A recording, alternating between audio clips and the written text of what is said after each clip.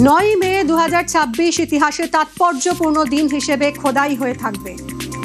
X পোস্টে প্রধানমন্ত্রীর বার্তা, এই দিনটি আশা, মর্যাদা ও সুশাসনের এক নতুন অধ্যায়ের প্রতিশ্রুতি বহনকারী দিন হিসেবে স্মৃতিতে থেকে যাবে। কলকাতার ঐতিহাসিক ব্রিগেড প্যারেড গ্রাউন্ডে বিজেপি সরকার শপথ নিয়েছে। আমি ও আরো অনেকেই এই ঐতিহাসিক মুহূর্তের সাক্ষী থাকার সৌভাগ্য অর্জন করেছি। এক্স হ্যান্ডেলে পোস্ট প্রধানমন্ত্রী মোদীর। পশ্চিমবঙ্গের মুখ্যমন্ত্রী হিসেবে শপথ নেওয়ার জন্য শুভেন্দু অধিকারীকে অভিনন্দন। তিনি নেতা হিসেবে নিজের ছাপ রেখেছেন। মানুষের সঙ্গে গভীরভাবে যুক্ত থেকেছেন। খুব কাছ থেকে মানুষের আকাঙ্ক্ষা বুঝেছেন। শুভেন্দু অধিকারীকে নিয়ে স্যান্ডেলে বলেছেন প্রধানমন্ত্রী মোদী, তাঁর আগামীর কার্যকাল ফলপ্রসূ হোক, এই শুভকামনা রইল।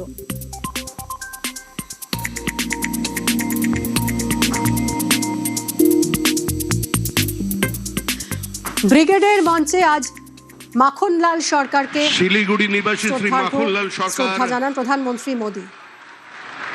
সবরীর প্রতীক্ষার মতো দীর্ঘ প্রতীক্ষা ভারত কেশরী ডক্টর শ্যামাপ্রসাদ মুখার্জি, যিনি ভারতের সংবিধান এবং ভারতবর্ষের অখণ্ডতার জন্য এই বাংলায় জন্মগ্রহণ করে নিজের প্রাণ দিয়েছিলেন, যাকে কাশ্মীরের জেলে রহস্যজনকভাবে কার্যত খুন করা হয়েছিল, এবং তার সেই যাত্রার যিনি সহযোগী ছিলেন, সেই মাখনলাল সরকার ৯৭ বছর বয়স হয়েছে তার, তিনিও আজকের দিনে আমাদের এখানে এসে উপস্থিত হয়েছেন। শ্রী মাখনলাল সরকার তারপরে দিল্লিতে একটি দেশাত্মবোধক গান গাওয়ার জন্য দিল্লি পুলিশ তাকে গ্রেপ্তার করে। কংগ্রেসের সরকার নিয়ে যাওয়া হয় বিচারালয়ে। বিচারপতি বলেন তার উকিলের পরামর্শে যে ক্ষমা চান, আপনার মুক্তি দেব। কিন্তু মাখনলাল সরকার বলেছিলেন আমি কোনো অপরাধ করিনি, সুতরাং আমি একটা গান গেয়েছি। বিচারপতি বলেন তাহলে আপনি গানটা গেয়ে শোনান। সেদিনের অপ্রাপ্তবয়স্ক মাখনলাল সরকার সেই গানটি গেয়ে শোনান, এবং তারপর বিচারপতি নির্দেশ দেয় দিল্লি পুলিশকে যে একে ফার্স্ট ক্লাস কামরা করে এর বাড়ি পর্যন্ত পৌঁছে দাও এবং 100 টাকা দাও রাস্তায় যাতায়াতের জন্য। আজকে সেই মাখনলাল সরকার আমাদের মধ্যে আছেন। শপথের পরেই রবি শরণ জোড়াসাঁকোয় মুখ্যমন্ত্রী শুভেন্দু অধিকারী। বিজেপির মহাশপথে কবিগুরুকে শ্রদ্ধা মুখ্যমন্ত্রী হওয়ার পর প্রথম সাংবাদিকদের মুখোমুখি। কবিগুরুকে প্রণাম করে পথ চলা শুরু মুখ্যমন্ত্রী।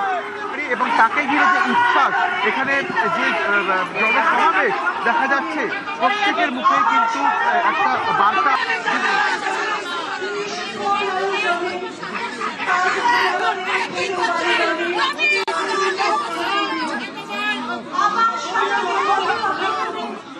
কবিগুরুকে প্রধানমন্ত্রী প্রণাম জানিয়ে মুখ্যমন্ত্রীকে শপথ নেওয়ালেন এবং আমরা দায়িত্বভার নিলাম। বাংলা বাঙালির সংস্কৃতি কবিগুরুর চেতনাতে, কবিগুরুর ভাবনাতে হবে, তার আজকে শুভ সূচনা।